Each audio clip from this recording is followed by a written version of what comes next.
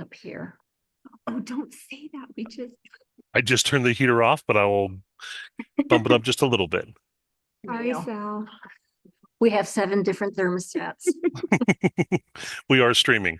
And 12 different personalities. Thank you. Welcome to the Board of Education meeting. I call this meeting to order. I want to remind those of you speaking tonight that we are using closed captioning on the YouTube live stream, so please speak as clearly as possible. And I ask that everyone stand if able and join me in saying the Pledge of Allegiance in English and Spanish.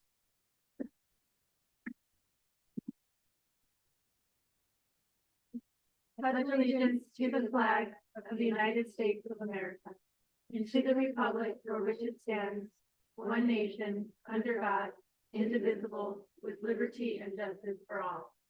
Juro fidelidad a la bandera de los Estados Unidos de América y a la república que representa una nación bajo Dios, indivisible, con libertad y justicia para todos.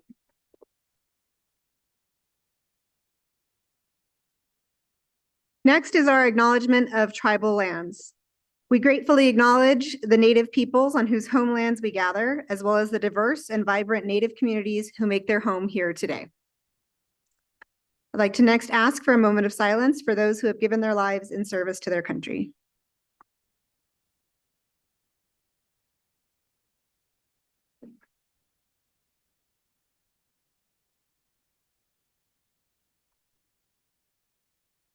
And next is our roll call. Dr. Albright, can I have a roll call, please?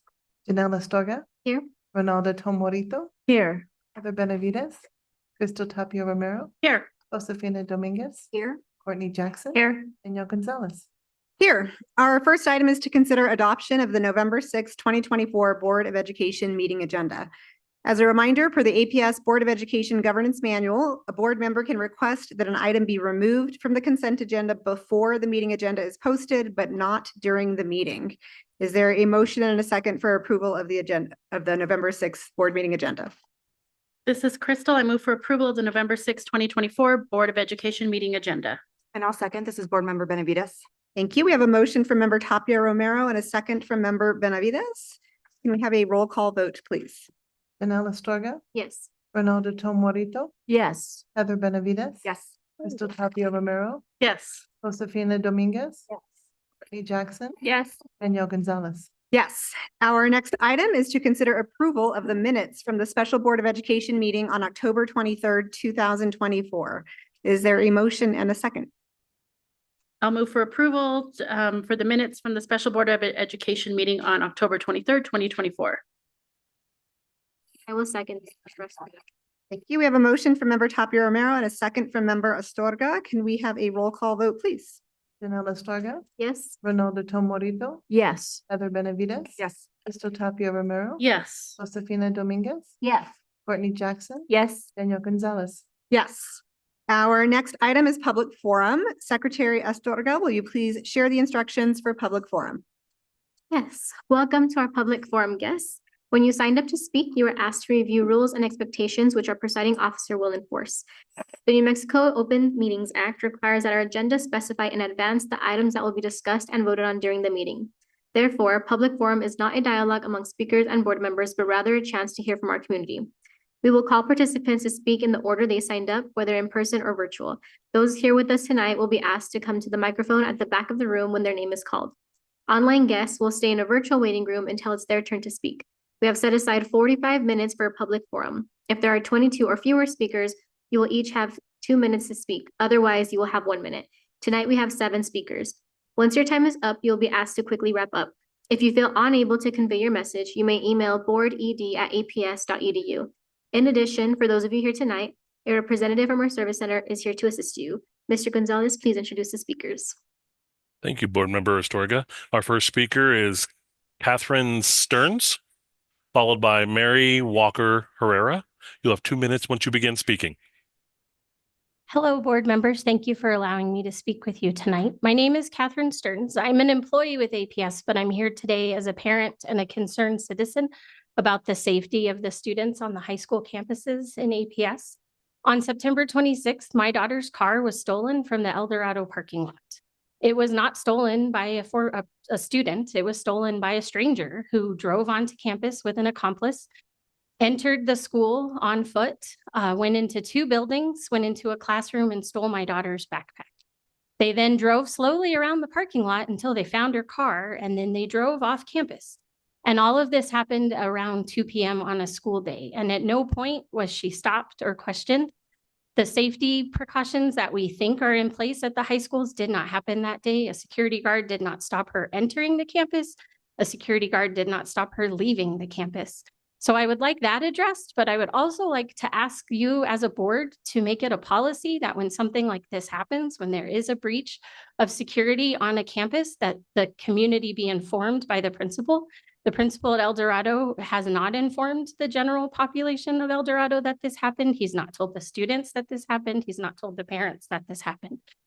I think if he did at the time, someone could have come forward and said something that they saw, but also I would like to help him implement these security measures that aren't being implemented. And I think if the community is fully aware of what's going on, we'd be more able to do that. You as a board and the superintendent have talked a lot this year about how the 3 of us are working together, the parents, the schools, and the school board, but that can't happen if there's not communication happening. So I would like for you to make it a board policy that families be informed when breaches of security happen on campuses within APS. Thank you. Thank you, ma'am. Our next speaker is Mary Walker Herrera. And you'll have 2 minutes once you begin speaking. Good evening, Madam President and school board members and APS superintendent. Thank you for being here tonight and for the opportunity to speak and for listening. I'm an EA in special education in a severe needs classroom in an APS elementary school. My name is Mary Walker Herrera. Question: is there the same driving force in each of us to know who we are and to be happy? In her book, D-Trans by Mary Margaret Olohan, that is exactly what she discusses. What does D-Trans mean? The word describes a person who has attempted to use surgery or hormonal intervention to change their biology because they believe or want to believe or have been told that they were born in the wrong body and that nothing will make them happy and content until they have rectified that mistake. Is it possible to think of these people so young, lost, afraid, so heavily burdened without longing to dry their tears and tell them that they need not maim themselves in order to live happy and fulfilled lives?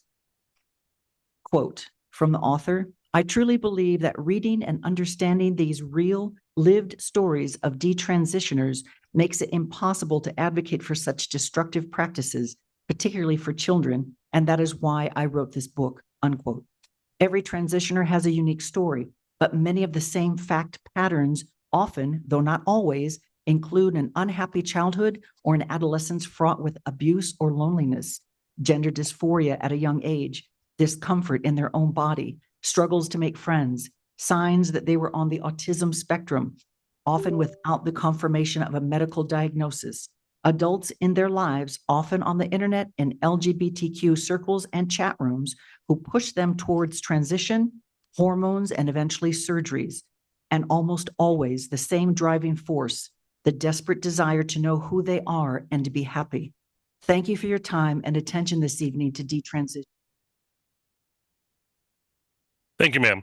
Our next speaker is Alyssa Anaya. You'll have 2 minutes once you begin speaking. Good evening, board members, Madam President, and Dr. Blakey. My name is Elisa Anaya. I'm an employee and also a mother and of a high school student that goes to Cibola High School. I just want to second what Catherine Stearns said, that I feel like we need full disclosure on any kind of security breaches. On September 20th, there was a shelter in place at Cibola, and the information that the families were given was vague at best. And researching online what happened that day, the things I read were all the way from it was nothing to there was a shelter in place, but they lifted the shelter in place to draw out the criminal that they were looking for. And from the school, it was very vague. And I feel like we need to have more, the families need to have more detailed information on what is happening when security issues are happening at our high schools. Thank you. Thank you, ma'am. Our next speaker is, I believe it's Zoe Lamb or Zoe Lamb. Zoe Lamb. Zoe, you'll have 2 minutes once you begin speaking. Thank you. Hello, everyone, and good evening. My name is Zoe Lamb, and I am a senior at La Cueva High School and the vice president of the Democratic Party of New Mexico for high schoolers. And I'm speaking today on a crucial issue for many of our students' future, the current submission deadline for grades of the first semester. As a child of APS educators, I have witnessed firsthand the dedication and hard work that goes into preparing students for their future. However, one of the biggest factors that allow students to lose their engagement is us not being able to submit our senior year grades. As a senior right now, I want to submit my grades, and I believe that the other students in APS deserve the right to show their fullest application and their best opportunity so that we can compete with other students on a national level. I understand that these decisions take time. However, I have emailed and called offices for months now, and I have yet to receive a response. At such a critical time like this, it is more important now than ever that we give APS students and all students in general the ability to display the best version of themselves. Currently, the deadline is January 20th, which is just around 5 days before the majority of college applications are due. And I'm asking you to move back the deadline so it can be before January 15th so that seniors can submit their senior applications. So for the future of New Mexico and for the future of APS students, I hope that you will consider my proposal, and I hope you understand how important this issue is for our students. Thank you. Thank you, ma'am. Our next speaker is Miss Janet Sayers. You'll have 2 minutes once you begin speaking. Okay. Good evening, Board President and Madam Superintendent and members of the board. I checked the APS policy on the 2-hour delay and asynchronous learning just before I left, because we're supposed to have our breakfast treats tomorrow morning. So we're either going to have a whole lot of food and nobody there to eat it, or we'll just see, or else it'll not be snowing at Del Norte, but be snowing at Cibola and West Mesa and Volcano Vista. And so for those of you that have to make that call by 5:30 tomorrow morning, whoever you are, John. Anyway, best. Otherwise, you're very welcome, board members, to come and be part of our breakfast treats at 8 o'clock. I did want to mention last Saturday, Del Norte had the honor of hosting the Duke City Drill Meet, and all 13 high schools were there, the ROTC programs. There were schools from all over New Mexico, Farmington. I met some parents from actually that had driven down from Utah. And there was a school from actually Arizona that came. But, you know, looking over here at the life skill of perseverance and self-regulation, I saw students that were so proud to be in drill teams, the precision, the practice, the effort of coming together and doing something that really showed commitment. And so it was a great experience, and there were hundreds of kids. It was a beautiful day. In fact, it was hot. It was like 80 some degrees. And so here we are now in the snow. So I just want to give that good report. And lastly, if you are craving food from Sadie's next Tuesday, we've had over a 10-year partnership with Sadie's, and we raise money by you just coming and eating at Sadie's at Academy and San Mateo and telling them that you're there on behalf of Del Norte. So thank you for your time, your energy, your commitment to the students of Albuquerque. Thank you. And our last speaker is Jessie Wiaki. You'll have 2 minutes once you begin speaking, ma'am. Good evening. My name is Jessie Wiaki, and I'm Cochiti Zuni and Navajo. I work as a community organizer. One of my valuable youth members is a senior at La Cueva High School and brought to my attention an oversight that is affecting our high school seniors district-wide. The Common App, which I'm sure you are all familiar with, and most other college applications are due January 15th. As it stands, our high school teachers are not required to submit grades until January 20th, putting our students at a severe disadvantage. In order for our students to compete at a national level, it is important that this oversight does not go unaddressed, as decisions such as these effectively limit the trajectory of our young community members. I respectfully ask that you address this discrepancy in a timely manner and consider moving the grade submission deadline up by 1 week so that our brightest students don't have their wings clipped before they're able to show the world what they can do. Additionally, I ask that these deadlines are considered before the school calendar is created for next year. Thank you for your time and consideration. Thank you, ma'am. Board members, that completes public forum. I'd like to thank our public forum guests for sharing with us tonight. Our next item is to consider approval of the consent agenda, which includes item 5.1 and item 5.2. Is there a motion and a second? I move for approval to accept items 5.1 and 5.2 on the consent agenda. I'll second. This is Board Member Benavides. Thank you. We have a motion from Member Tapia Romero and the second from Member Benavides. Can we have a roll call vote, please? Janelle Astorga, Yes. Ronaldo Tomorito, Yes. Heather Benavides. Yes. Crystal Tapia Romero. Yes. Josefina Dominguez, Yes. Courtney Jackson. Yes. And Yo Gonzalez. Yes. Our next item is a presentation on the results from the 2024 New Mexico Measures of Student Success and Achievement. Our presenters are Dr. Gabriela Duran Blakey, Superintendent, Dr. Antonio Gonzalez, Deputy Superintendent for Leadership and Learning, and Thomas C. West, Executive Director for the Office of Accountability and Reporting, and Ms. Sherry Jett, Chief Academic Officer. Thank you, Madam President, members of the board. Tonight, we will be sharing the results from the 2024 New Mexico Measures of Student Success and Achievement Assessment for grades 3 through 8. This assessment is required by the Every Student Succeeds Act and measures proficiency in English language arts and mathematics. This past spring, over 30,000 of our students were assessed in ELA and math. Overall, 38.7% of students demonstrated proficiency in ELA last school year, and 24.2% were proficient in math. Both proficiency rates were slightly lower than the year previous. Notable progress was seen among African American and economically disadvantaged students with the improvements in both subjects. However, some groups, including Native American students and Pacific Islander students, showed declines in math proficiency. These results are used by all schools to shape their 24-25 APS 90-day plans that are submitted to the state. And I turn the meeting over to Dr. Gonzalez, Mr. West, and Ms. Jett, who will lead the presentation. Good evening, Madam President, members of the board, and Superintendent Dr. Blakey. As has been shared, tonight we are pleased to share with you the most recent summative assessment data from the spring of 2024 administration of NMASA.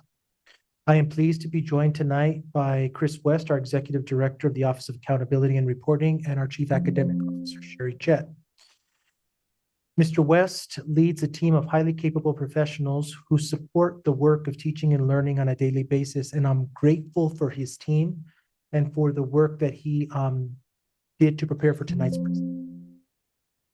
As you will see tonight, there is much work to be done in improving student outcomes in the area of English language arts and mathematics. We must do better. With this said, we do have a plan, and this is good news. This plan or strategy is the information we share with you monthly in our progress monitoring conversations. In addition to this, moving forward, we will begin presenting monthly updates to the board regarding the work of the strategic plan. I believe these presentations begin next month. While Mr. West is going to be the main presenter this evening, I would like to provide a high-level observation to begin the conversation.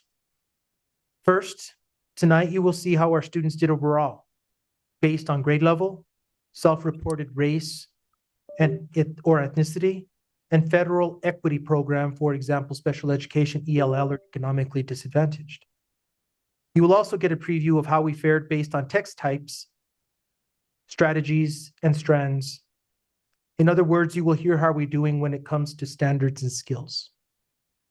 This information informs us as we move forward in supporting principals and teachers. It also informs the work of our district departments as they support schools based on our newly rolled out performance framework. Secondly, in the data, we have identified schools that are making gains. Schools like Bel Air Elementary, who had double-digit gains in English language arts, and John Baker and Dennis Chavez Elementary, who had double-digit gains in mathematics. We can and have learned a great deal from these schools, and we must tell their story of improved student outcomes for others to learn from. We have promising practices at these schools like the TOPS model and Genius Hour at Bel Air that can and must be replicated. Third, we know the schools that are struggling the most. Our performance framework that we rolled out just recently, as I mentioned, provides us a framework to better support these schools with increased and targeted support, coaching, and resources. Finally, data can be a powerful tool to guide our work forward. We must use it to build our strategy, and we must be willing to listen to what it is telling us. We are committed to this work, and I am confident in the team that is doing this work on a daily basis. And with this, I would like to turn it over to Mr. West to dive into the presentation. Great, thank you. Good evening, Board President Gonzalez and board members, as well as Superintendent Blakey. So we're gonna get into the details tonight. So I want to just make sure that you know that if there's, I sit every time at the end for questions, but if you see terms that you don't know, please don't be intimidated by them. Because one of the things that by getting into this information with my colleagues here and other members of our staff, we've really gotten into picking apart these tests and understanding what's in them, but it's a lot because there is a science behind them. So I just want to let you know that please don't be intimidated by anything you see because we can figure it out together. So I will try to do my best here. No. There we go. All right, so what am I going to talk about tonight? So I'm going to start off with doing the who, what, when, where, why, and how of the New Mexico measures of student success and achievement, which I'll be referring to as, I like how Dr. Gonzalez says it, as NMASA or NMMSSA, which I have a hard time saying.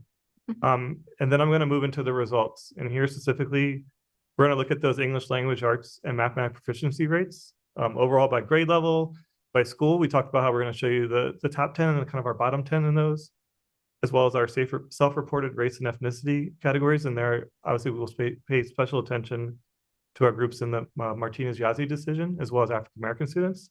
And then what I'm calling is our federal equity programs, but you may also know that as being special education, English learners, and our economically disadvantaged students.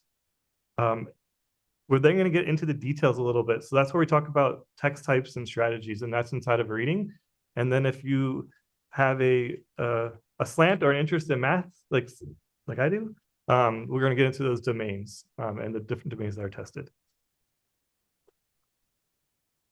All right, so let's get into the detail part. So why do we do this? So part of that, so as you guys know, or you're learning tonight, that we do the New Mexico, we'll say NMASA, we do that assessment. It's actually required as receiving funds under Every Student Succeeds Act. So that's how we are able to get funds from the federal government and meet the accountability requirements of it. So in that, we do tests in grades 3 to 8 in English language arts as well as math. And then every state is allowed to choose a grade for high school. So in our state, we chose 11th grade. And for that, we chose the SAT. I won't be going over the SAT results, but I do just want to make sure that you know why we do what we do. And I've also included iStation because that is in there. That's actually something we do as part of state statute. And that's why we do it for reading in grades K or kindergarten to 2nd grade. So who takes the NMSA? Like I said, all students in grades 3 to 8 take the test. A little bit later I'll get into, so we do, to make sure that happens, there are accommodations that are allowed. So based on students' individual education plans, their IEPs, there are accommodations that are available in the testing platform. There are also things that go along with the testing platform, including text-to-speech and other uses of headphones and other technologies so that students do have the ability to demonstrate what they know and can do. So what type of assessment is it? So this is a criterion reference assessment. And why am I bringing this up? Because I want you to understand that when we talk about iStation and iReady, as well as NMMSA, NMASR, Assessment for Science Readiness, SAT, they are different.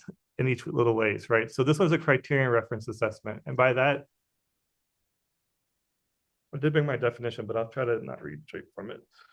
But by that, it's basically meaning that there is there's a predetermined standard. So with the NMMSSA, when the state contracted out to the company that we use called Cognia, so part of that was setting what does it mean for a student to be proficient. So in every grade in English language arts and in math, it was determined what it means to be proficient by looking at items that the students can perform well in, and basically saying, well, where is a student that can do these items and these standards? Is that proficient or is this proficient or is this proficient? So that's how they set that criterion or that cut point. We do administer the test in the regular classroom setting. So because all of our students are one-to-one in terms of their Chromebooks that they have, they take the test on the same device that they have every day in their lives, which has been a great thing for us. So we don't have that, well, now you have to take it on something that you're not used to, which has been really good for us. The tests are administered usually in April and May. That date will vary depending upon when we find out from the state. And why is the test administered? As I said, so one of the main reasons we focus on, it's so we have a measure of knowing how and what the students can do, but also to make sure that this is what's used for the equitable distribution of federal funds. So when you hear about our New Mexico VISTAS designations, MRI, CSI, TSI, Spotlight, and Traditional, it's a lot of it's coming from this test. And this is how they know who to give them funds to in terms of helping those schools improve. I do also have here the breakdown for the amount of time each portion takes so that you can see that there are multiple sections. The students don't necessarily do these all in one day, but there are multiple sections. And so I have the times there. You can see that English language arts, there's a reading session, and then there's a writing and language usage section. You can see each one of those is a little over an hour, so an hour and 15 minutes. And then you can see the mathematics, there's a calculator section and then a non-calculator section. All right, this is probably the most intimidating slide that you will see tonight, followed by the next most intimidating. But again, so one of the things that we're really working on is making sure that we all understand what these tests measure and how we can use them to support our instruction. So part of that is we've really been getting into these blueprints. So this is called an operational test blueprint. And basically what it is with a standardized test like this, it's letting you know on the broad sense, what types of questions are the students going to be asked and how are they then going to be related to the standards? So with the NMM, the MASA, thank you, so I don't get tongue-tied. This is a standards-based assessment, right? So this is showing you how the standards break down by grade level, subject, but also, so when you get into the standards, you'll see that it starts off in English language arts, you'll see that it's starting off with 2 different text types. And why I want to show you that is because we're going to show you what that information looks like, how our students were performing those 2 text types. And actually a good hint I got this morning was that there's literary text, or you could consider that nonfiction. And then, or sorry, fiction. Sorry, thank you, Sherry. Fiction. So those are in our early grades. So that's where our stories, our poems, and then as you move on to grade 6 to 8 or in the middle school, that's where we move into our informational text. So they're tables and charts, manuals, things that are, not as imaginative, but more of these a little bit more text heavy things to read. So those are grades 3 to 5 and 6 to 8. Again, just I wanted to show you how it switches, because I'll show you when we look at the data, you'll see that switch happen. Then we go on to grades to math. Yep, sorry, getting used to looking different ways. So here we have the difference in by grade level. So in grades 3, 4, and 5, we do test in the domains. So in math, the standards are broken into domains. And in the NMSA, the 5 domains that are covered here, you see it's operations and algebraic thinking, numbers and operations in base 10, number operations and fractions, measurement and data, and geometry. So what you'll see is, and I go to the next slide. When we go to 6 to 8, it changes, right? Because the idea here with the math standards that they're building, so they're getting more complex. That's also true in our English language arts standards. So when they did the Common Core, they wanted to make sure that the students were building towards the complex tasks that would be necessary to them in a career or in college. So there's always that idea of it building upon the previous grade level. So you see we move on to grades 6 and 7. That's where we start seeing things like ratios and proportional relationships, the number system, which I can define for you if I can find out later if you'd like, expressions and equations, geometry, and statistics and probability. And the one thing that you'll see is that in 8th grade, they get something called functions, which that domain is not tested in 6th and 7th grade. So again, you can just see there's the foundational skills that are being developed in K to 5. But then when you get to 6th and 7th and 8th grade, in my opinion, it really ratchets it up. The complexity the pace does increase with the idea that the foundations were laid in the early grades, and then that we're moving on to getting ready for the high school grades, where again, the standards are going to get a little bit more complex because they're going to be more applied to things that we want children to be able to do and demonstrate their ability to do in their careers and if they do choose to go on to college. All right, so you made it through the technical part, or at least the first part of the technical part. Now we're going to go into the actual results. The way that each one of these graphs is set up, you'll always see a lighter gray color there. It'll always be on the left. And I wanted to make sure that you could see all the years of data we have. So because the NMMSSA was first administered in the 2021-2022 school year, that's our first data point that we have coming out of that pandemic. So you always will have that. But then in terms of our goals, especially for goal 1 and goal 2, you'll have that light blue and the darker blue, it looks like it is, which are our 2 previous years. And that's where we get into our conversations around the goals. For tonight, I'm just going to be focusing on those 2 years. So whenever you hear me talk about a change, it's going to be comparing 2024 to 2022-23. I'm not going to necessarily talk about 2021, 2022, but it is there for your reference point so that you have the complete data. And again, many of you have already seen these data points in the 3rd grade cut, and you see it in the 8th grade cut. So the difference here is that I'm going to be showing you overall. So that is going to be different. You're going to see trends that are different than you saw when you looked at specific grade levels and specific subjects. So as Dr. Blakey said, you see that we did decrease slightly there in English language arts compared to last year. And then we also did have a decrease there in mathematics. So those are the 2 highlights there. Like I said, you have also seen some of that in the goal 2 presentation. The next slide here is when we start getting into the different breakdowns that we have. As a plug, on the APS dashboard, SAPR does have it so that you can break it down many different ways. And I know that they also provided you guys, with the board, with the ability to do some of the cross-cutting of categories, and they can do that again if you'd like to see this data that way. So here we go into grade level. So here you can see that we have grades 3 to 8, and this is showing for all of English language arts. So the thing to point out here, so in grades 4, 5, and 6, they did perform higher this past year than the year before. And then we did have grades 3, 7, and 8 did perform lower. And you'll see a lot of this when we look at these grade levels, because remember, they are snapshots in time. So it's not the same kids every year. It's not uncommon to see these variations where you'll see one grade is up, one grade is down.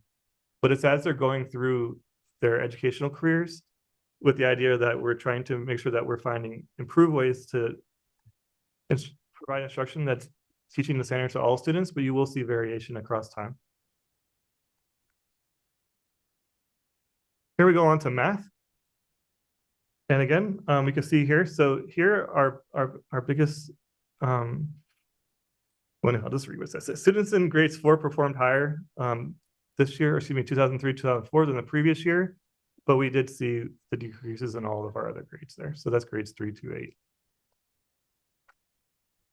And you might challenge me on that, but just so you know, there is a very little difference there. So one thing I did want to point out, so 23.6 to 23.7. So the one thing about this I should have led with this. So we're required to test 95% of our students to get, that's part of our federal funding. And when we don't do that, Dr. Blakey gets a letter, and then Dr. Blakey goes to me, and then I go to my team and say, what happened? But actually, I do want to actually use this opportunity just to say, we monitor these participation rates throughout the whole window.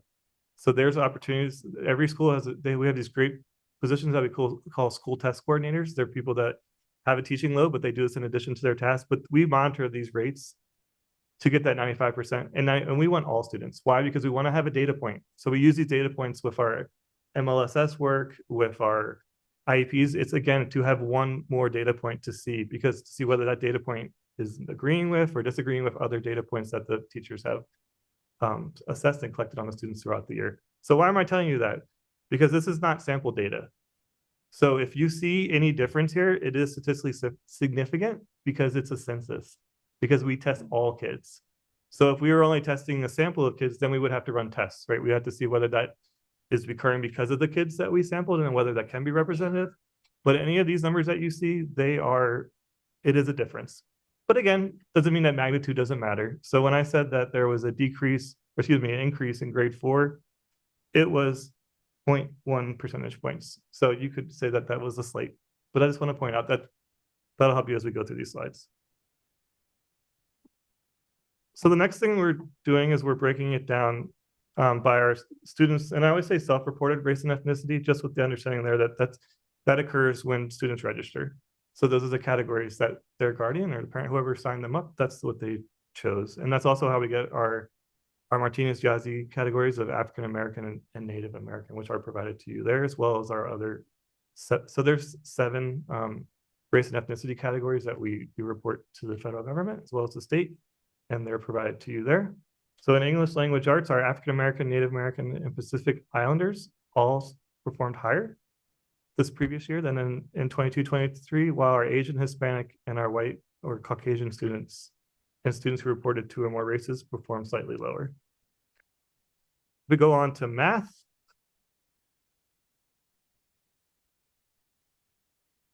We can see here that our Native American students performed higher in 2023 than in 2022, while our other students in the other race and ethnicity groups did perform lower. So now we're going to take a break from a bar chart and we're going to look at some tables.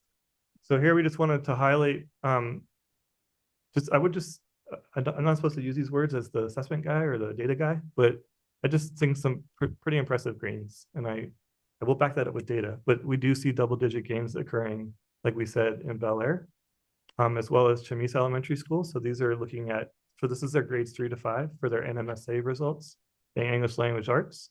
And then we do provide the rest of the schools that are in our top 10 in math. As Dr. Gonzalez pointed out, we did see John Baker and Dennis Chavez also score. So what I'm saying there is that if you compare the 2 percentage points, the 2% for the years, they grew more than 10 percentage points, which is very impressive. So we want to make sure that those are highlighted for you. But then I also want to talk about, when you hear us talk about our priority and emerging schools, these are the schools that tend to make it to these lists.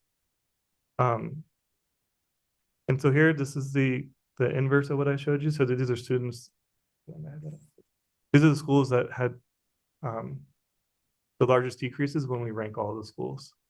So you do see Matheson Park did have a pretty dramatic drop there, 16.9 percentage points, as well as San Antonito, Lowell, and Mountain View, Mountain Vista, and Eugene Field.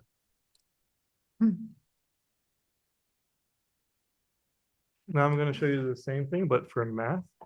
And you can see here we have MacArthur, Madison Park, Taft, Mark Twain, Onate, Sombra Del Monte, and Zia, and Hewlett Humphrey. They also saw the largest one-year decreases in math proficiency rates.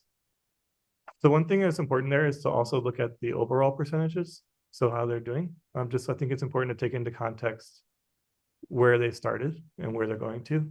But also when we do work with the schools with their 90-day plan, these are the focuses that they're looking at. All of our elementary schools are required to focus on English language arts as well as mathematics. So these are where they're focusing on changes in adult behavior that they believe can address some of the root causes to why these students are having these outcomes.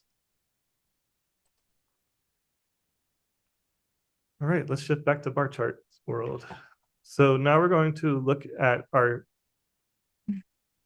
student groups. So again, I do want to bring your attention to our Martinez-Yazzie decision students that we're focusing on for goal 1 and goal 2. So here we are looking at English language arts. So this is across the grades, so grades 3 to 8, so very broad. But we are seeing increases in our students with disabilities, if you were to compare 2003-2004 to the year prior, as well as our students that we consider economically disadvantaged. And then you do see that we did have a decrease in our performance of our English language learners. And again, those are students that are currently receiving services that count in those groups. So for each of those years. Next, we look at the same table, but now we're moving it to math.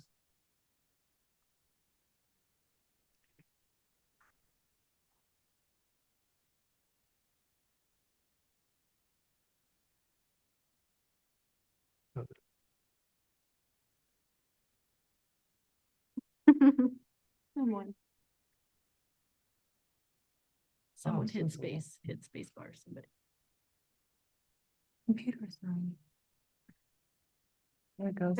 Okay. Now it's probably gonna go like 30 slides ahead. Right? Okay, good. All right, so here we are at math. So again, these are our, which I'm calling our federal equity programs, but that I mean that these are students that are receiving services to help make sure that they have access to grade level content. So here we're looking at math. So we do see that our students that we consider economically advantaged, we do see an increase there in their performance in math. However, we did experience a slight decrease in our students with disabilities and then a decrease among our English learners.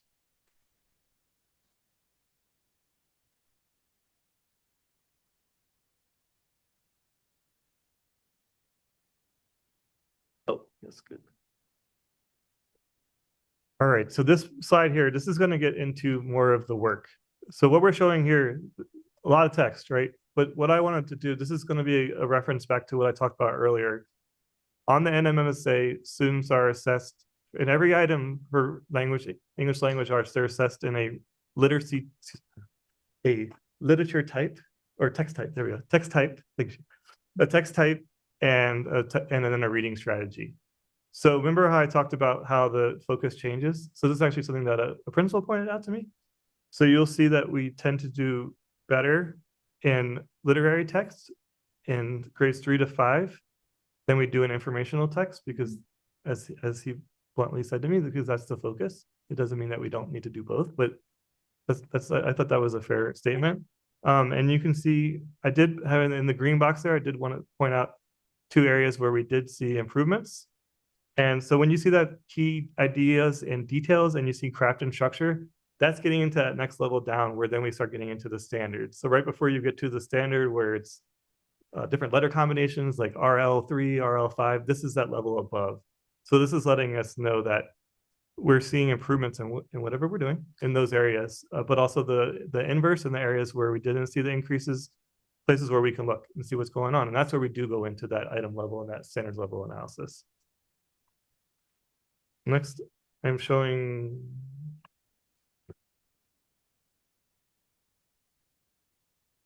So here's what I was saying. So here's that change, which is, there's some interesting things going on here. Here we're going to 6th through 8th grade, right? So that's where the focus is shifting. It flipped to being more on informational text. And the interesting thing you can see there is that we're actually maintaining and actually growing in literary text there, and that's in our comprehension strategies and craft and structure. But then you can also see that we went down in literary text in grades 6 to 8 in some of the categories. But then, oh, that one should be a red box, not a green box. And then we did go up in the analysis interpretation. So this key ideas and details. Again, why are we showing you this data? Because my hope is that if we have resources where you can learn more so you can really get into it, but I will at least want to show you places where we can look, because we have to assess the strategies that we're using and what we need to do without focusing, right? So this is helping us focus our attention.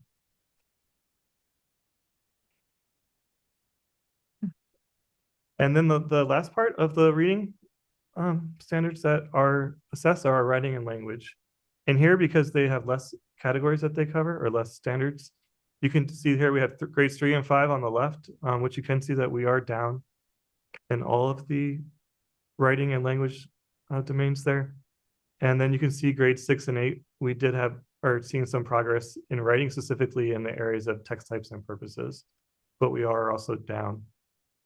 You will see that in some of them, there are some big decreases that happen that we're really looking into to figure out what's going on there, but they're there in those tables.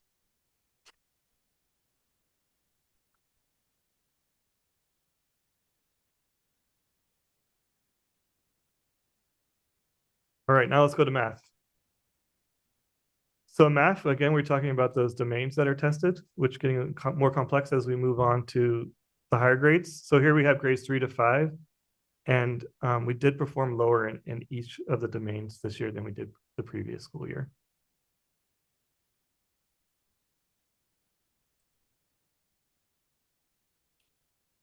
Now we're moving on and looking at grades 6 to 8. And there's that number system that there it is. So you can see here, this is that thing I referred to earlier where ratios and proportional relationships are covered in 6th, 7th grade only, and that functions are only covered in 8th grade. But the number system, expressions and equations, and geometry are all covered across all of the grades. And here you can see that we did see improvements in grade 6 and 7 there in that ratios and proportional relationships, as well as slight improvements in statistics and probability.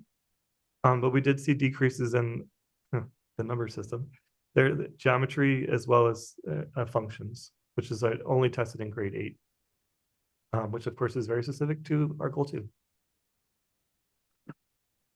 We did it. Great. So that's all I have in terms of lots of information for you. I know it was technical, but we do stand for any questions that you have. Thank you, Dr. West, Dr. Blakey, Dr. Gonzalez, Ms. Jett, and team, importantly for the presentation, the depth of the explanation, and also just the thoroughness that you all responded to the advanced questions with, which I know were also pretty technical in nature. There were some that were less technical as well, but really appreciate that. And just want to acknowledge that this is something new we're trying. This is different from traditional progress monitoring, but wanted to give an opportunity for the full board to really dig into the statewide assessment results, but also for the public, everyone who's listening, to have an opportunity to dig into some of this information as well. So we don't have a specific format for questions for this. It's not progress monitoring, but I do want to open it up to the floor, open the floor up to the full board to be able to ask questions of any nature. And just knowing that it's to improve our understanding. And so as we think about the type of questions that we ask, we want to ask questions that improve our understanding and that will help us do our job when it comes to monitoring and oversight. Certainly, there are questions of things that we are just curious about, and we can ask those things, but I want us just to be mindful too of the time that those questions may take and if those might be better for another purpose as well. So with that, I'm going to go ahead and just go through the numbers of the districts to get us started. So we'll start with District 1 and member Astorga. Do you have questions related to the presentation? I'm sure some will come to me, but you did a great job with the presentation and I actually did learn a lot from it. So I appreciate it. And I think that I do have a better understanding when even just looking at the data from the goal presentations. So thank you for that. Great. Thank you. Member Tomorito? Yes, specifically to children with disabilities. And I know that when we see those scores and having them as low as they are, how are we connecting that with IEPs and making sure those, whether it's through goal setting, whether it's through accommodations, modifications, and especially if we're doing a test online, I don't know how many of the children that are test taking, are we implementing that in other ways for some of these kids that can't take it through the computer? And then also addressing some of those needs when it comes to the accessibility on the test taking. Are we adhering to what is written in those IEPs? Sure, yeah. Yes. Board President Gonzalez, Board Member Tomei Warita. So we do, so in the world of the assessment talk, there we have universal tools, and I will say in at least the 10 years that I've seen, they've expanded a lot. So they've tried to make the technology just better for everybody in terms of making sure that things are more accessible without the need for an additional accommodation that another child wouldn't get. And one of the things that's nice about that is it does make it so that regardless of whether the child has an IEP or not, they are given more access to the materials to demonstrate what they know and can do. However, they do have lots of different things available to them. And the goal there, and this actually does come from our New Mexico Assessment Bureau, but the goal there, as well as every state is supposed to be doing this, is to make sure if they receive accommodations in their IEP and instruction, they should also receive those on the assessment. And that can be things such as an extended time. Actually, the assessment team is like the best at knowing everything. So they actually have a handout that I'm more than happy to provide after the meeting, or however best to do that. But there are so many different things. So I would love for you to be able to see what's available, because I will tell you that I knew that we did our best to ensure that the student is experiencing the test the same way that they're experiencing instruction, but it's actually pretty impressive when you see the full amount of things that are available to them. I hope that helps. I will also say we do have something called, it's called the Dynamic Learning Maps, or DLM. So in allowable and federal law, less than 1% of students that, and this is kind of like the legal terminology, I don't think it's the best terminology, but they say have severe cognitive disabilities, that they are allowed, there is a separate test that they take. And that we do administer, and actually we do work closely with our special education colleagues, and those children have a different experience, and those tests are actually set to make sure that they're able to show that there's learning occurring that is related and relevant to their IEPs. So that is something that also goes on as well in our district. And specifically to third and maybe fifth grades, are we also making sure the goals within these IEPs are relevant to the literacy and to the math goals? Member Tom Warito, we do make sure that our IEPs are followed when we do our assessments. And Mr. West was referring to the alternate assessment that some of our students take. For our students that take the same exams as everyone else, the same tests as everyone else, the goals in the IEP should particularly pertain to their area of disability and needs. So, and then we use the data from the different assessments to help drive those goals, as well as we're seeing gains or changes in their performance. Thank you. Any other questions? No, nope. Okay. So I had a couple of questions. So one is, as a parent, I know that you also receive a report from the PED, from the secretary, with your individual child's report. So I'm curious what you, APS leadership, would recommend parents do with that.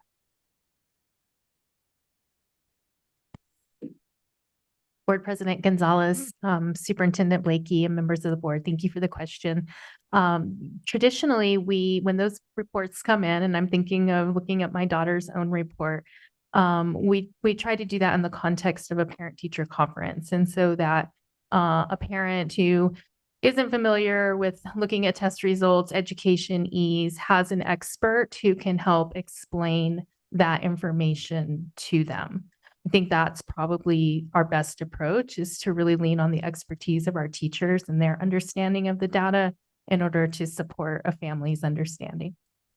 And so just as a follow-up, is that part of like standard operating procedure currently, or not yet, in terms of the conferences that they actually review the NMASA results when available? Yeah, standard operating procedures, maybe not quite there. Some of it depends on the timing of the reports coming in. I do believe in this round, we did have the reports available.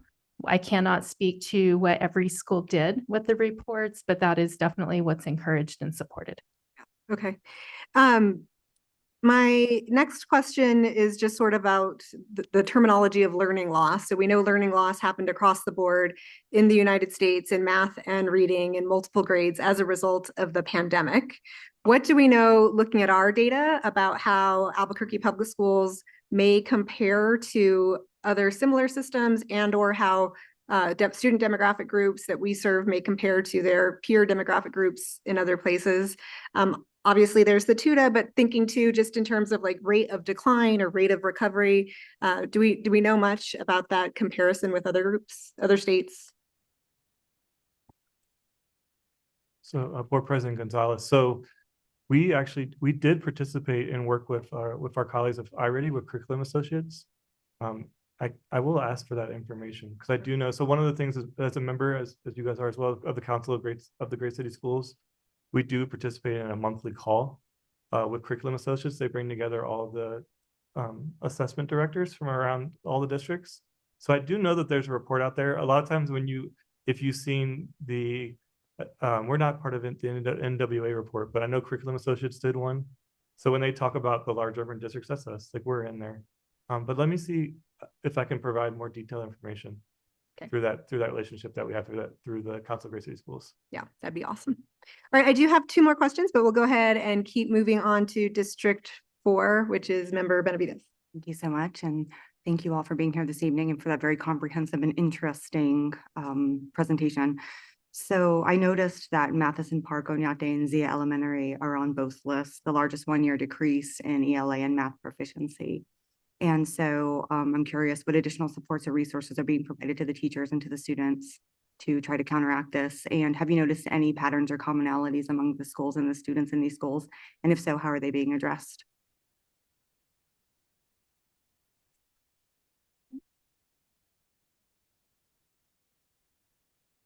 Member Benavides, I'm sorry, but I lost the student group that you mentioned at the very beginning of your question. So can you Yes, I'll repeat it.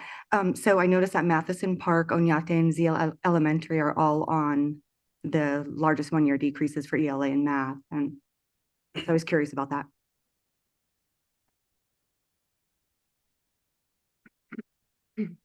President Gonzalez, Member Benavides, Dr. Blakey, I think a couple of things to point out there is this information is broken down with some of our schools that are making the most gains as well as the schools that are struggling. So we're learning on both sides so that we are able to support our schools that are struggling with promising practices that some of our schools are yielding that are making the gains. In terms of the schools that you are referencing specifically, we can look into those schools with a deeper dive and get back to you with specific analysis. Okay. There's a couple of things too that is new this year in looking at this data. So one is the performance framework that we use. So these data are used as part of our performance framework and where we tier the schools for more support.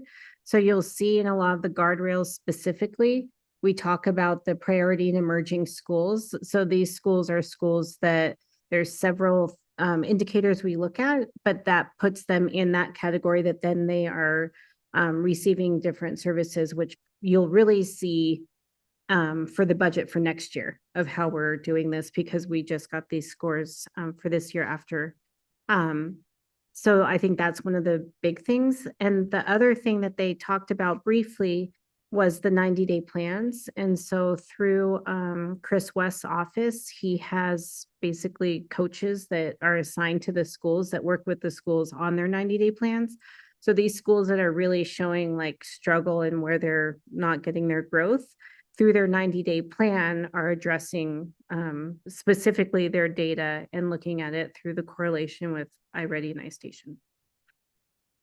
Board Member Benavides, if I could just add, I think in relation to the use of the performance framework, as well as the 90-day plan as the tool to drive forward our improvement from the teaching and learning side, we've created what we're calling unified support teams. And so really it's taking expertise from across our departments, going to the school and helping them look at that data to identify those trends that you're interested in, and to then work with the principal to very clearly identify what are the right supports. So rather than saying here are all the supports, which we know is not sustainable for a school leader, it becomes too much.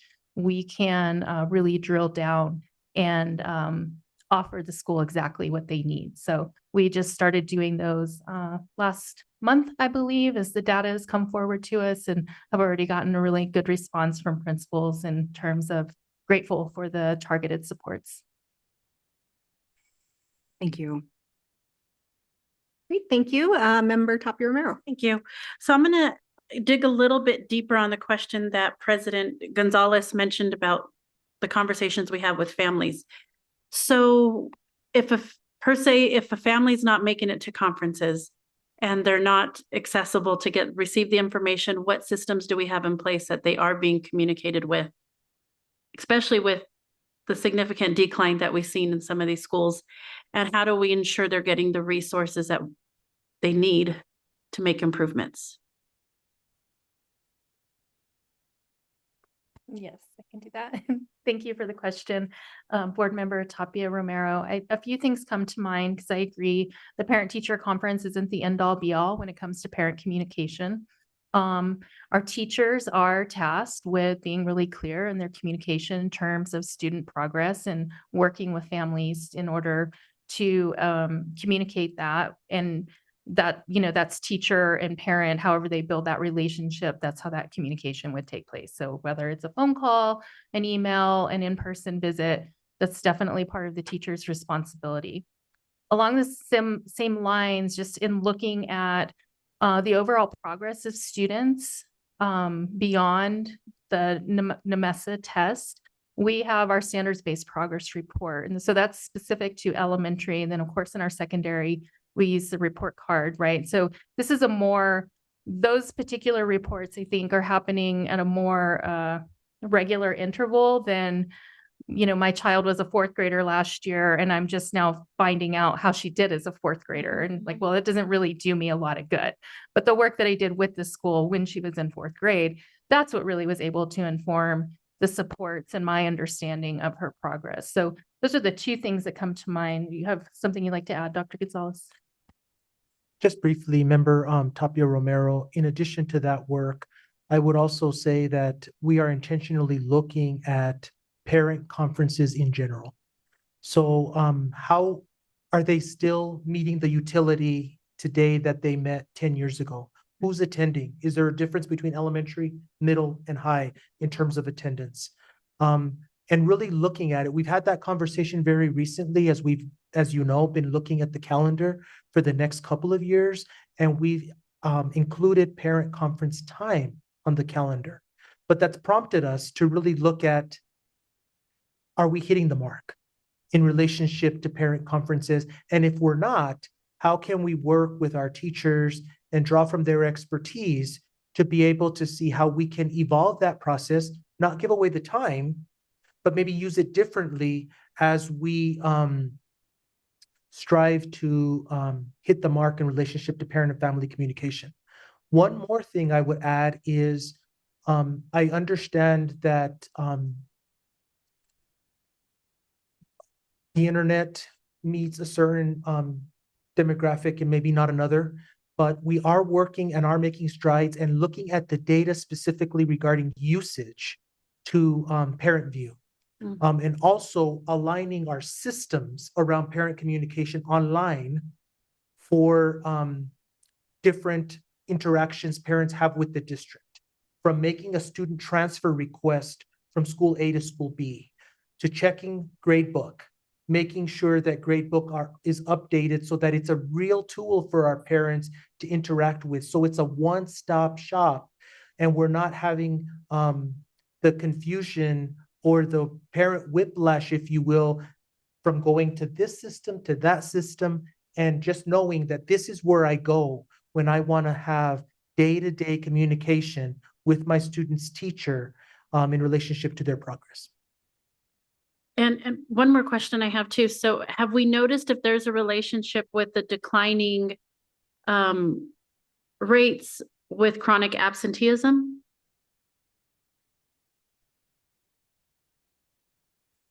Board Member Tapia Romero. So overall, our district has we've actually seen inverse rates. We've seen improvement in attendance rates as we've come out of the pandemic. So I would say overall, no. Okay. That doesn't mean that there might not be a student level thing occurring there, where certain students that might be having more chronic, missing school more than they used to. Of course, that would be related to not learning as much, not having opportunity to learn as much. But overall, our district's actually improving in attendance. So I would say no. Okay. Thank you. You're welcome. Great. Thank you, Member Dominguez. So I have a couple of questions, but the first one is a takeoff on Board Member Tomorito's question with regard to special ed. Do our English language or ESL kids and students who are learning English as a second language, do they take, what tests do they take? Or are they, I'll leave it at that. So Board Member Dominguez, so it's a great question. It's a little complicated. So and it's been changing. So there's been some new guidance from PED around this as a result of a federal progress monitoring visit. So I'm going to do my best to tell you what I know at the moment. If I don't, I will make sure I correct myself. But so it's actually based on the number of years that you've been in the United States, but also it depends on what you come in with as a kindergartner or as a first grader. So there we do have a waiver process, but as they get older, the waiver process goes away. So the idea there is, so we do offer, and we get the results. So we do have language arts that's offered to students who have been in the United States less time. They do get to take it. The only language that is provided by the New Mexico Public Education Department is Spanish. So those students are able to take a Spanish test if that's the test of their home language. But there is, based on federal law, or I guess it's federal rule, or I guess it's law. In the U.S. Department of Education, there's time limits to how long we're allowed to do that. And why is that? Because the money that we receive through Title III for our English learners, the goal of that program is to make sure that they can access the material in English. So the federal government does have strict guidelines around how long we're allowed to have them take in a different language. Could you elaborate or just a little bit? Do you know how many years they're allowed?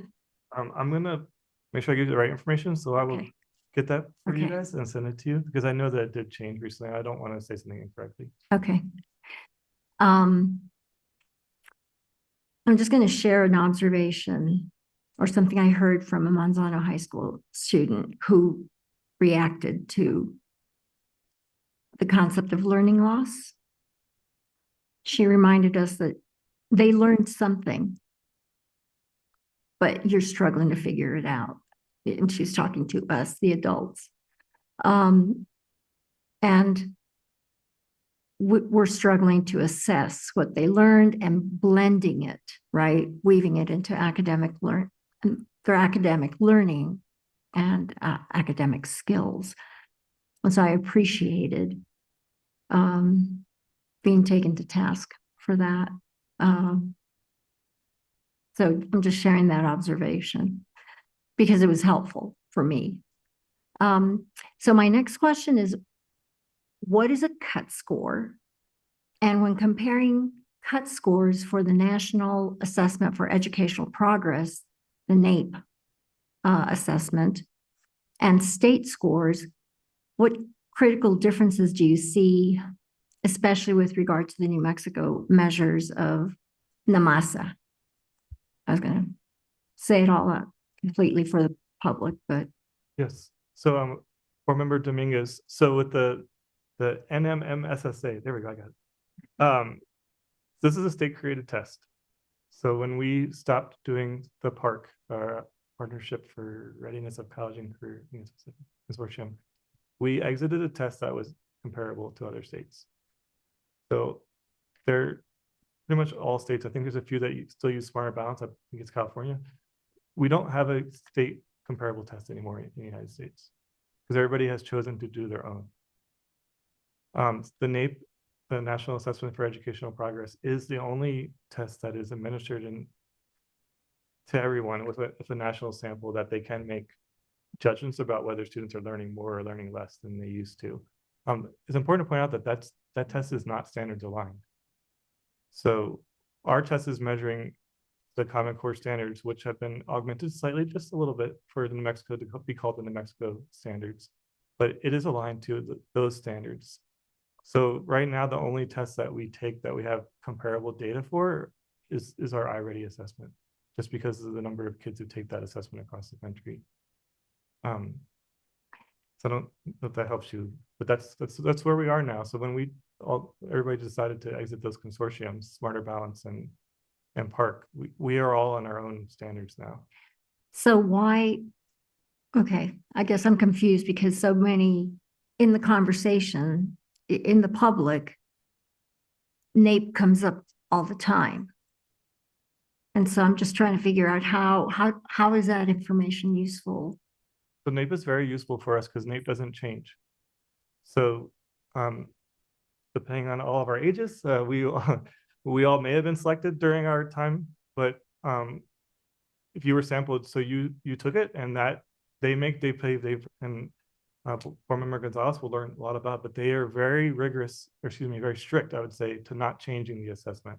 so that they can make judgments about it and they can make comparisons across states, but also, so we're considered, it's a weird phrase, but it's called TUDA. So that stands for Trial Urban District Assessment. So because of our relationship with the Council of Great City Schools, Albuquerque, as a number of districts, we decided to oversample. So in that, we actually get data that is comparable for us. So what we are able to do there is see how we do compared to other Council of the Great City School Districts. So we do have that data. So that release is coming out. I'm not sure now based on the changes that occurred last night. I'm not sure when that'll come out. But it's supposed to come out in January, like in early, don't quote me on that, but it's supposed to come out as soon as possible. But those are decisions that are made on the governing board as well as with the federal government.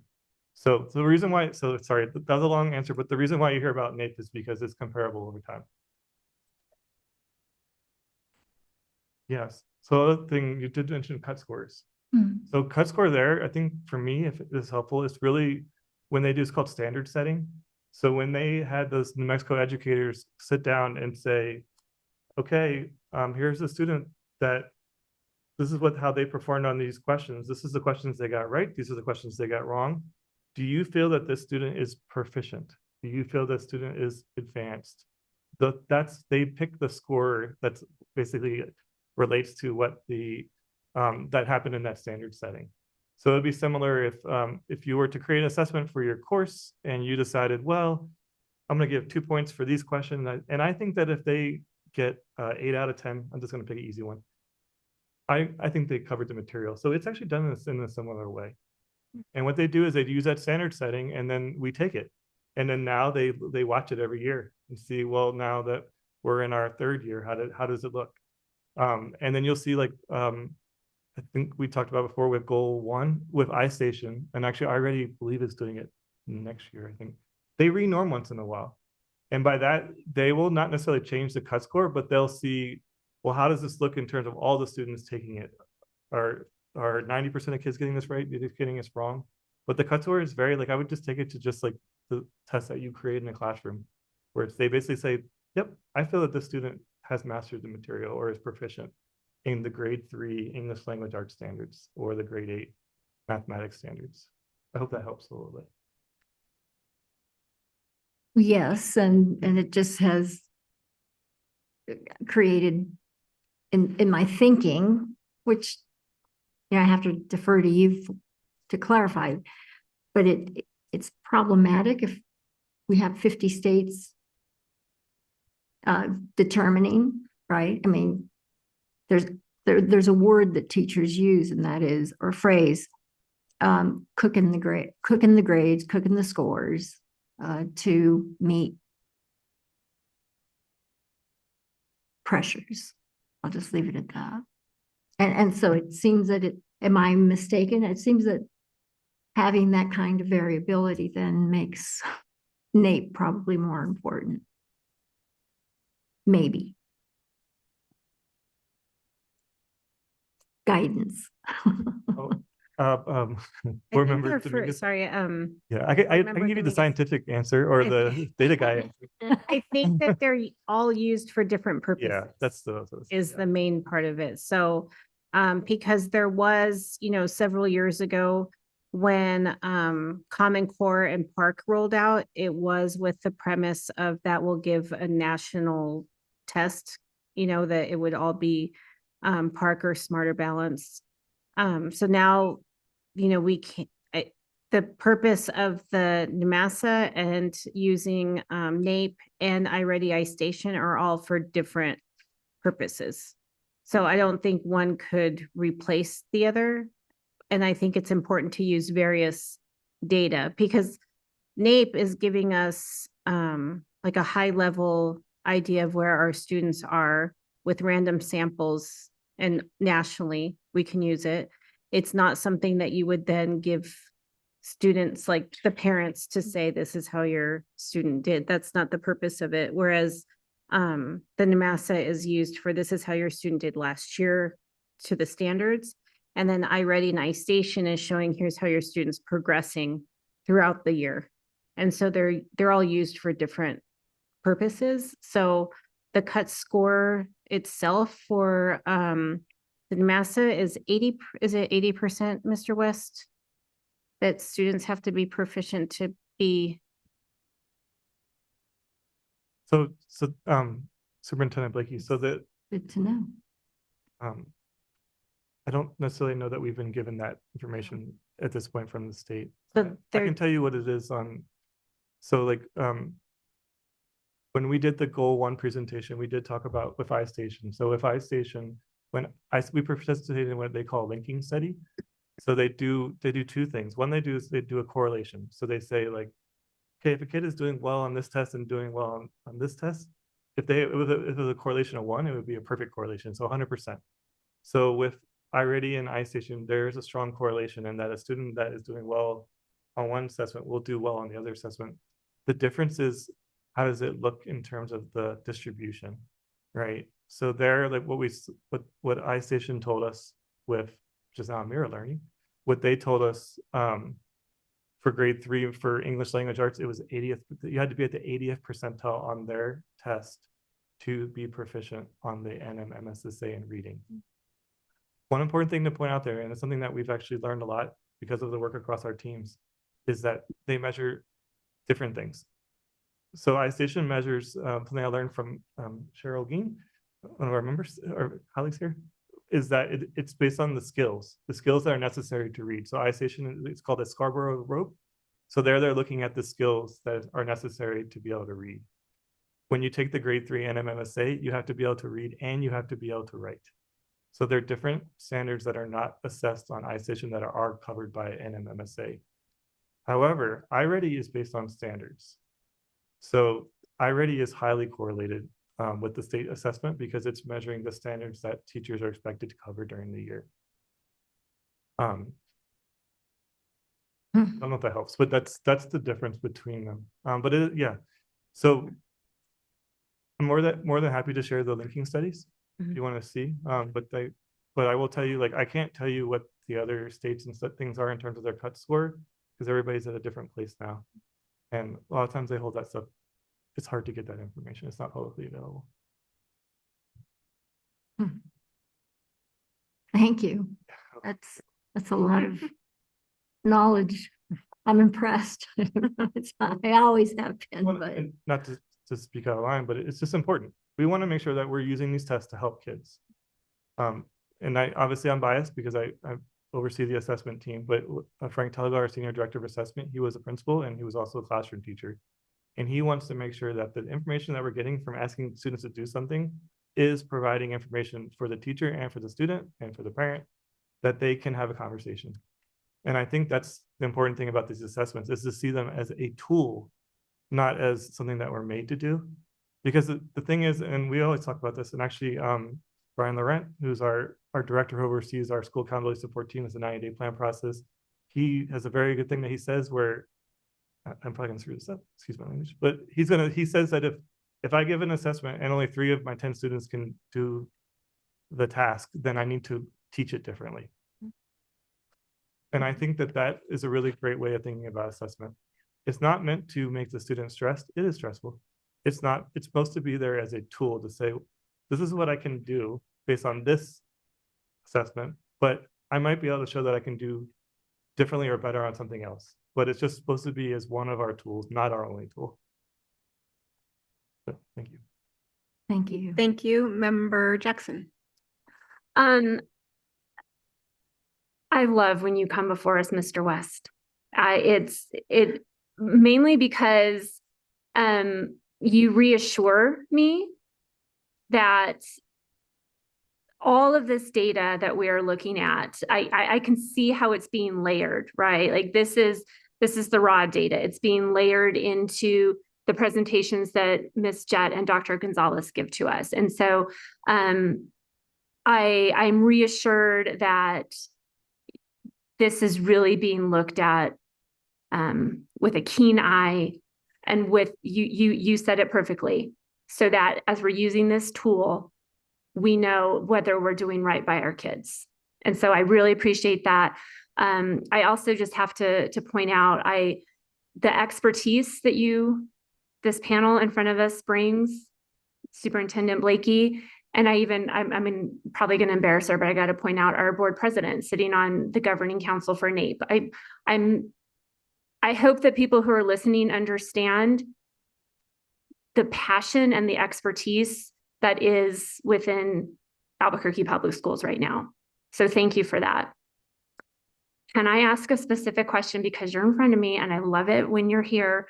When I look at the I don't know what page it was, the students with disabilities scores, both for English language arts and mathematics, they're low to start, right? They're just low to start.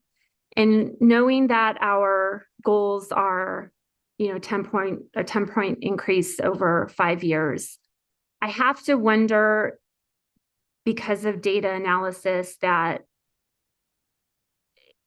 is our goal a 10% increase for students with disabilities as well? Is there some sort of statistical factor that goes into it? I guess having you guys in front of us, what does good look like? Like, how will you know when you've started to make progress?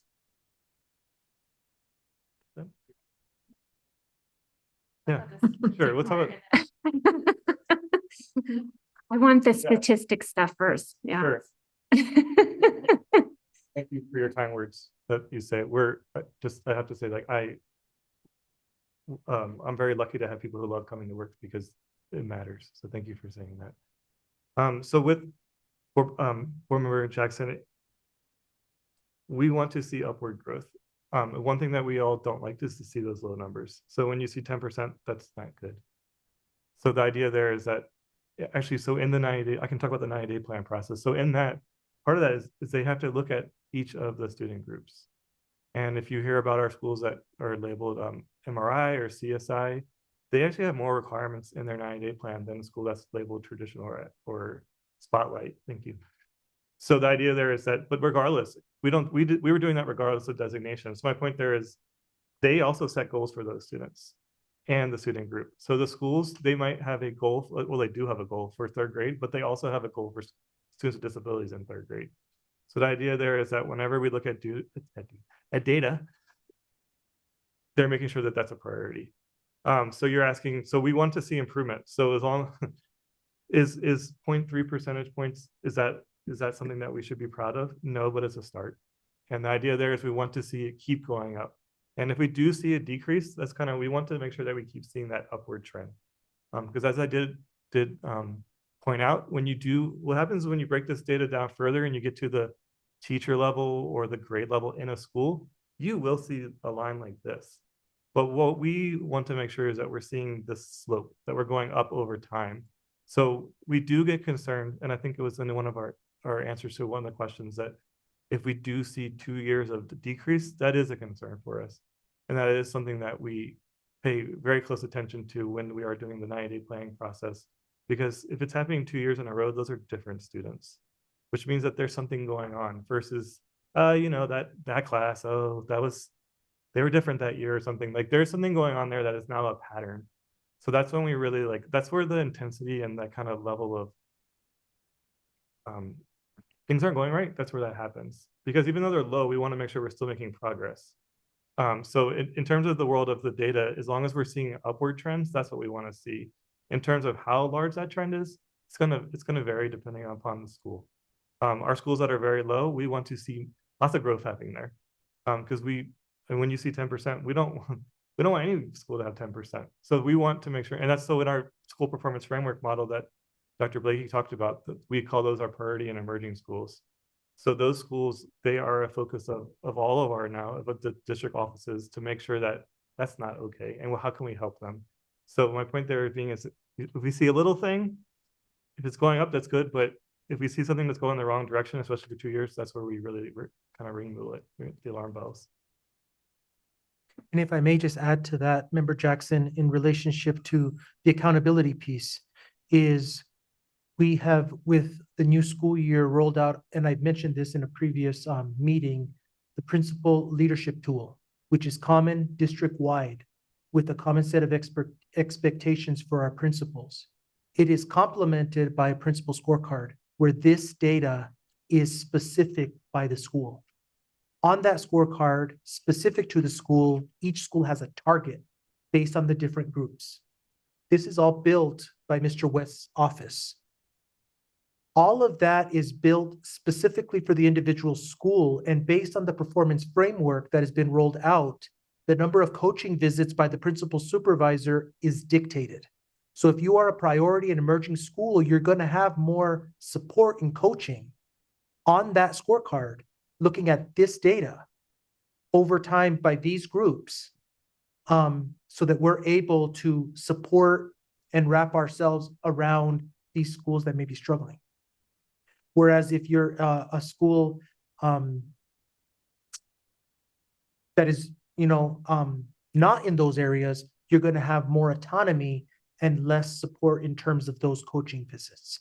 So I really think that the momentum that process is yielding and the intentionality and the laser focus on accountability, it's the same conversation, regardless of who the principal supervisor is.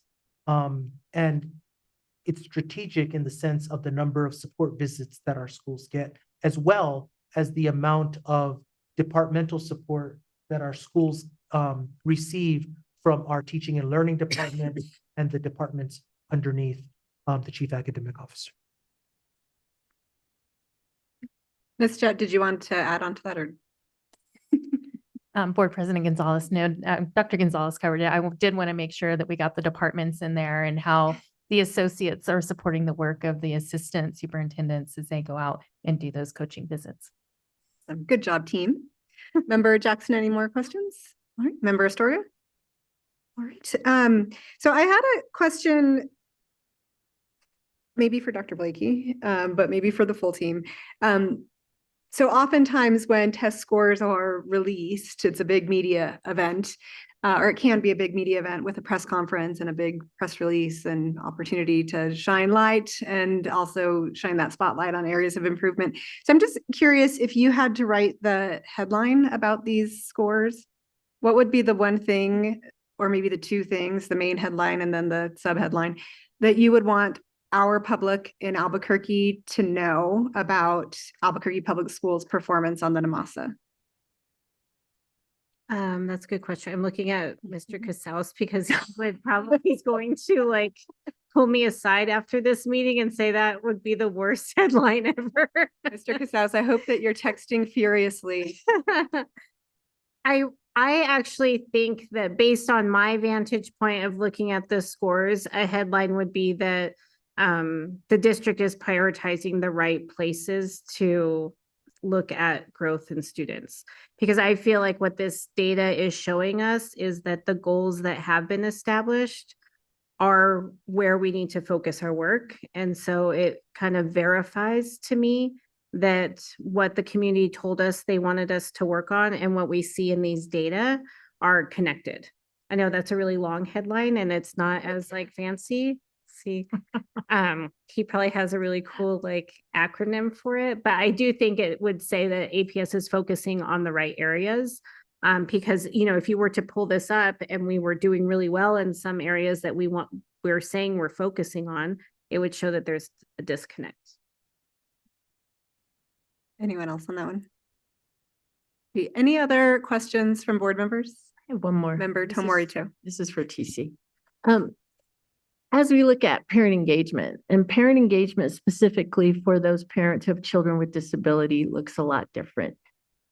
As a new and incoming director and looking at this, how do you expect to increase this parent engagement, whether it's through one, helping parents understand the IEP process, two, looking at data because that's a big result within these IEPs, and then three is really understanding the 13 categories of a disability and how those parents reflect on that.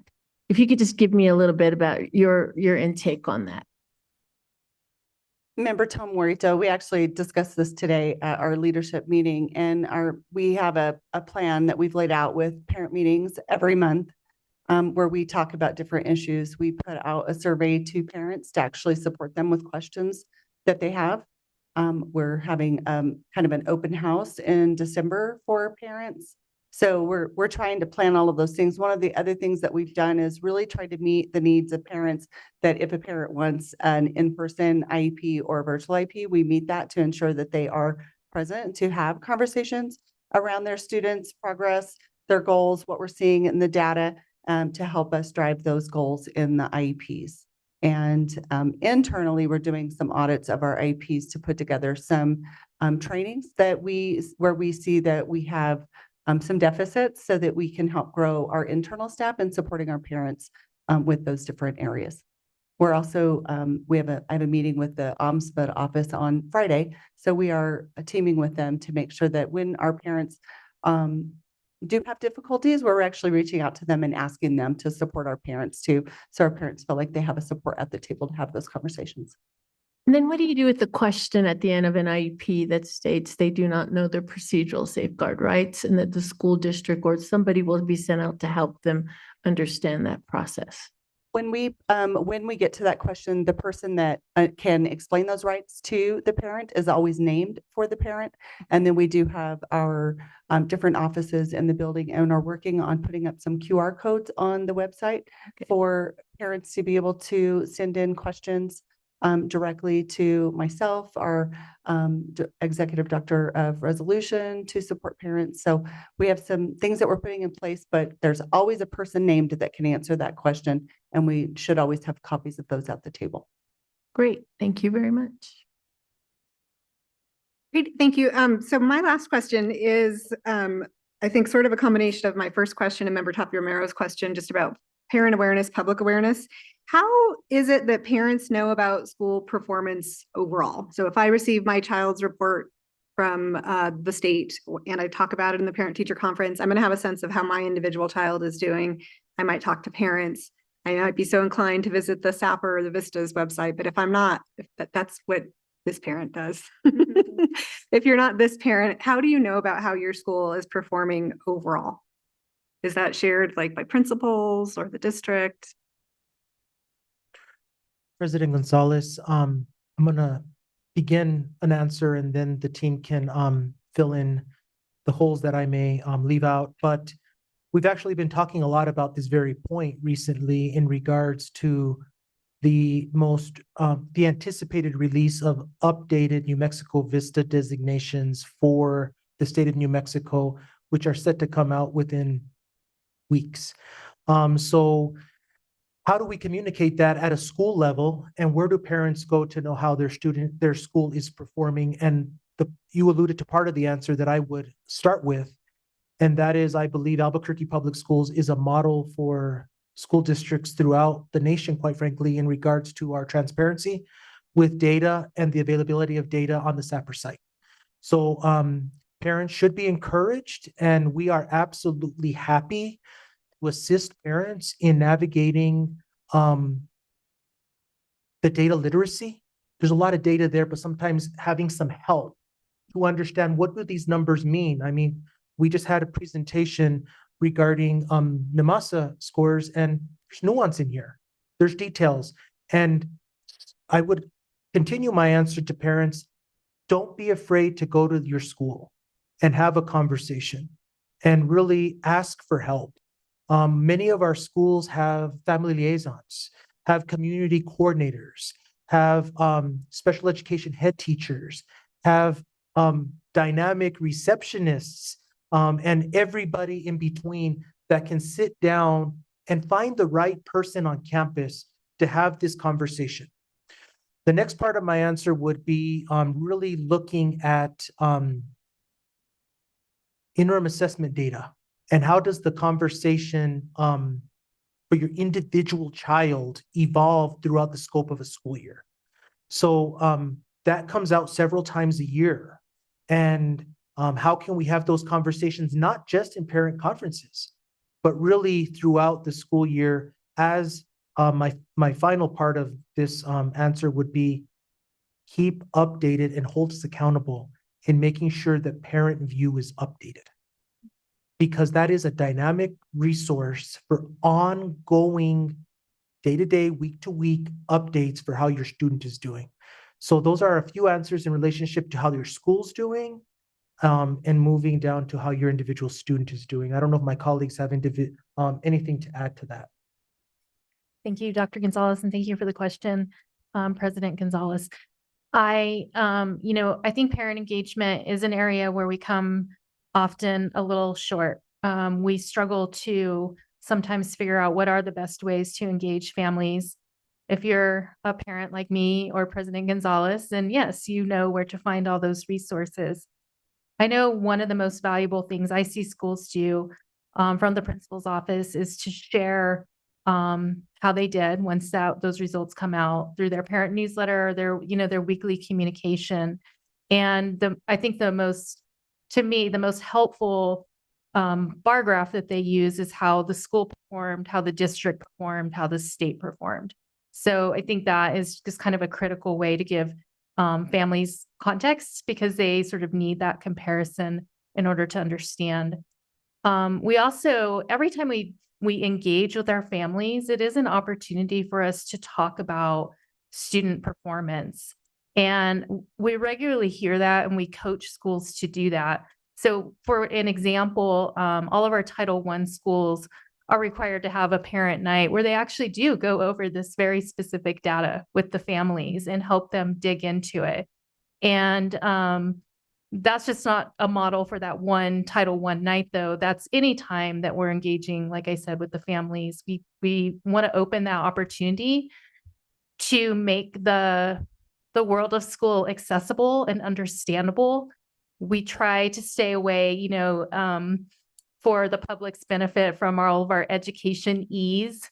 I thought you did a good job tonight, Mr. West, of doing that. Thank you. But we have to remember to do that. Like we are the experts in the work, and we know it really well. Like we're professionals. But how do you make that accessible to families? And I think that's an ongoing conversation that we need to continue to have. But I hear like from Ms. Reiser's response, like we are having those conversations on a regular basis. If I could also just make one plug, if you ever want any data or any information, the SAPR team, we still have our Ask SAPR, ASKSAPR at aps.edu. There's also a phone number. I don't know if they want me to give it out, but it is on our website. But all seriousness, that team, we also use Let's Talk. Like Let's Talk is also a place where parents can put data questions. With Let's Talk, it's really nice because they will get directed very quickly to either someone in SAPR or the school. Anyway, my point is, we love answering questions about data. I think if you heard me speak a couple of years ago, you may have known that I used to answer those emails at night because it's very rewarding to be able to have that tangible part where you actually can help somebody. But I do know that the teams take Let's Talk as well as that SAPR email address very seriously. But as the person that loves and is responsible for data, if anybody has trouble getting information about their student, let us know, and we'll make sure that we help them. So in general, we should let families know to use Ask SAPR or Let's Talk, but we as board members should continue to use Let's Talk for all of our requests. All right, I think there was someone leaning in here. Yeah, so can I just push back a little bit? And I think I've said this before, it's a blessing and a curse that you have parents that are board members, because we can give you real-time data, right? Assessment. What I'm kind of hearing, I think these are all, the tools are there, right? SAPR is there, Parent View is there, it's all there. But what I'm not hearing is, how are we as a district going to be proactive with getting that information out? I received an email on both of my daughter's scores. That was it, right? And like board member Gonzalez, I'm the parent who maybe has the higher level of knowledge simply because I get to sit in front of you guys, right? What about those parents at schools that have single digit proficiencies? Like what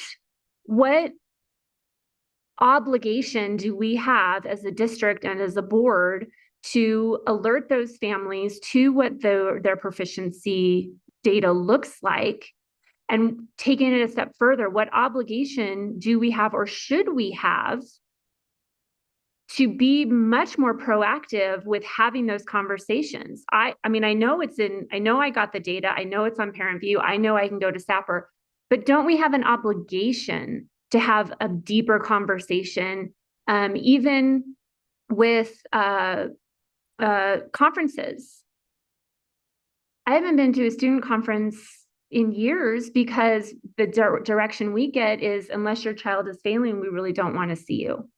So I haven't sat in front of teachers in a while to go over what the NMASA score is. It was my obligation to look at it, which, yes, parents have the obligation, absolutely, to know what their children are doing. Absolutely. I'm not trying to turf that, but I'm wondering where that partnership really actually needs to be a little bit increased. And I'm not expecting an answer right now, but I would push back. It needs to be a little bit more proactive. Member Jackson, I think we have a profound responsibility to do exactly what you've outlined. And I think part of the answer was the symposium we had right before this meeting, where we really broke apart and brought to life, we attempted to, the work of Guardrail One, which is our wraparound services and our community partnerships, and really looking to see how we do the root cause analysis by school, triangulating data, number of parents coming to parent conferences, which parents are coming, which ones aren't, which barriers we're having in terms of connection with parents.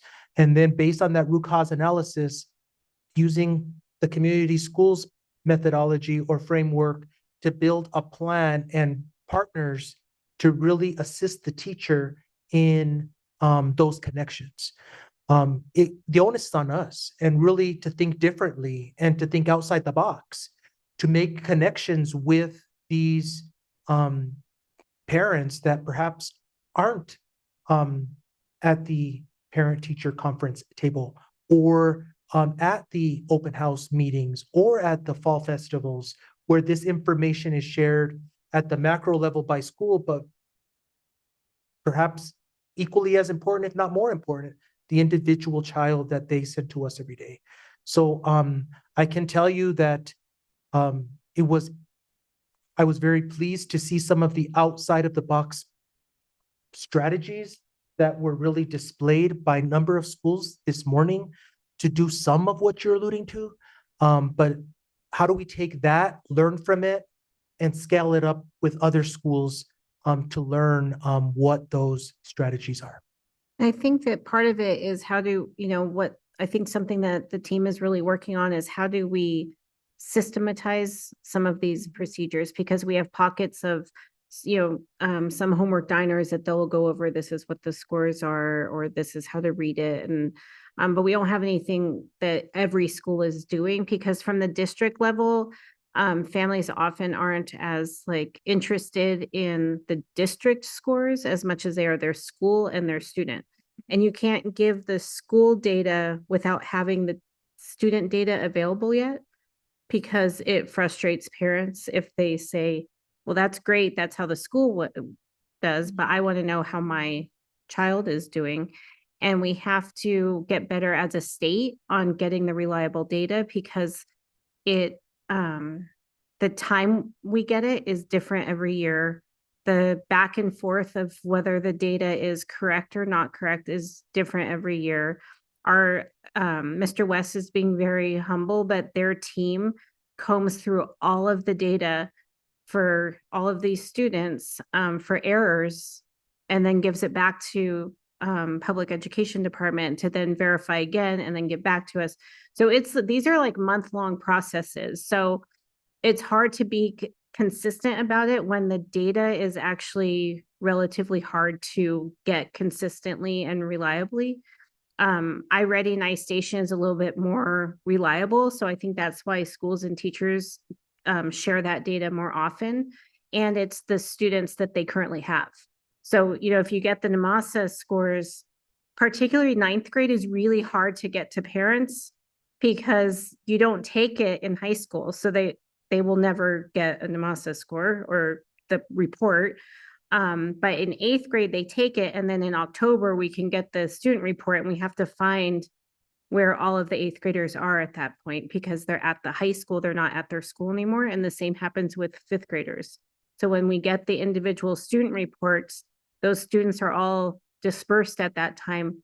So that there's some system issues in the individual reports that are really difficult, that we have to get better at how we work as agencies together to get that reliable and timely, and be able to find where all the students are, particularly our 5th and 8th grade students. And I mean, students that transfer to other, that's often hard to find, but it's the 5th and 8th grade students are the hardest.